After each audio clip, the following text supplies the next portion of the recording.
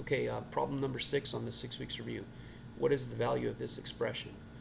11 plus 4 times, remember that's times, 2 cubed, 2 to the third power, divided by 16. Okay, this is a straightforward PEMDAS problem, order of operations problem. Anytime I have order of operations, I'm going to write PEMDAS, and I'm going to also circle them, circle these letters in the right way so I can remember the steps. P is for parentheses, that's step 1. E is for exponents, that's step 2. M and D are multiplication and division. They occur together as step 3. Step 4 would be addition or subtraction, either one, step 4. Okay, I'm going to rewrite my equation and go through those steps one step at a time. I have no parentheses, so I'm going to start with step 2 because I see an exponent here. 2 to the third equals 2 times 2 times 2. 2 times 2 is 4, times 2 is 8. So 2 to the third power equals 8.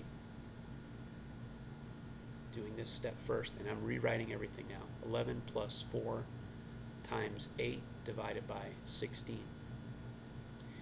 Now I have no more exponents, so I'm on step 3. I look for multiplication or division, either one. Starting from the left, I stop when I see the multiplication or division. There we go, multiplication right there. 4 times 8 is 32. Rewriting the rest of my number sentence. 11 plus 32 divided by 16. I still have division, so I'm still on step 3.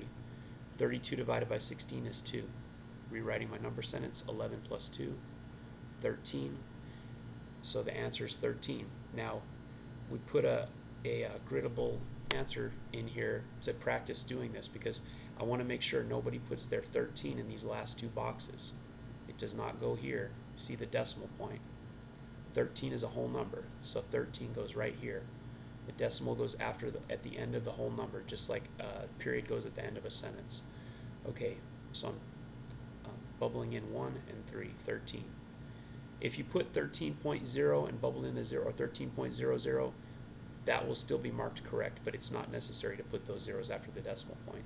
It won't be wrong if you do, but it's not necessary.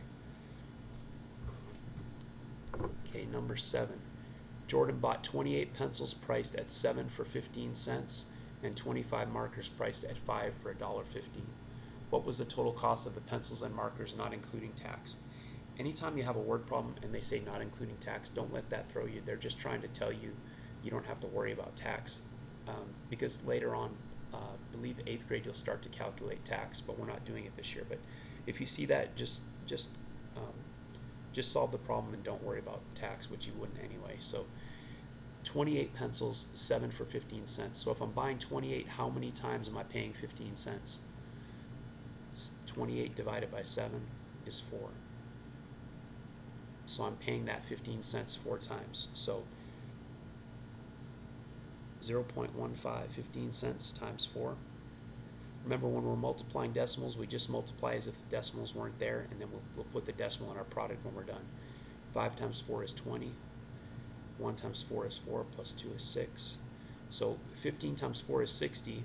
Now I have 2 decimal places in this factor and no decimal places in this factor, so I should have 2 decimal places in my product. So I need 2 decimal places, 1, 2, so 0.60. 60 cents for the pencils.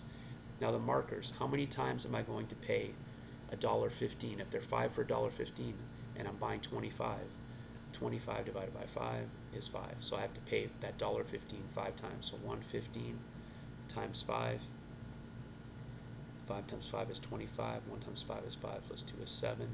1 times 5 is 5. So, and 2 decimal places here, none here. 2 in my product, so 5.75. This was 60 cents. So add those up, 5.75 plus 60 cents. $6.35, which is this answer choice right here.